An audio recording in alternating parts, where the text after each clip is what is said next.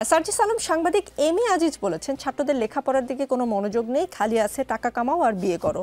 তারা আগে করতো টিউশনি, এখন দামি গাড়িতে চড়ে। বিয়ে তো সম্প্রতি আপনিও করেছেন, এই কদিনে কত টাকা কামালেন? দেখুন, মানে আমার জায়গা থেকে যে জিনিসটি মনে হচ্ছে, আসলে আমাদের সাংবাদিক ভাই যিনি এই কথাটি বলেছেন, আসলে তারা তো ক্ষমতার কাছাকাছি থেকে বিয়ের আগে শপিং করেন ক্যালিফোর্নিয়া থেকে, লাস ভেগাস থেকে। আমরা তো আসলে এলিফ্যান্ট রোড থেকে একটা পাঞ্জাবি আর শেরওয়ানি কিনেছিলাম, কত দাম হবে আপনারাই ভালো আইডিয়া করতে পারবেন। এবং সবচেয়ে বড় বিষয় হচ্ছে, এই বিয়েতে দুই পরিবারে 20 জন করে 40 জন মানুষ ছিল। মসজিদে বিয়ে করেছি, খেজুর 5 কেজির মতো ছিল। তো আমাদের আসলে বিয়ে করতে কোটি টাকা খরচ হয় না, 40-50 হাজারের মধ্যে হয়ে যায়। এবং সবচেয়ে বড় কথা হচ্ছে, এই বিয়ে যখন আমরা আসলে করতে যাই, আমাদের মনে হয় দুই ফ্যামিলির এইটুকু অ্যাবিলিটি আছে যে এরকম 2-4 লাখ টাকা যদি খরচ হয়, সেটি খরচ করার।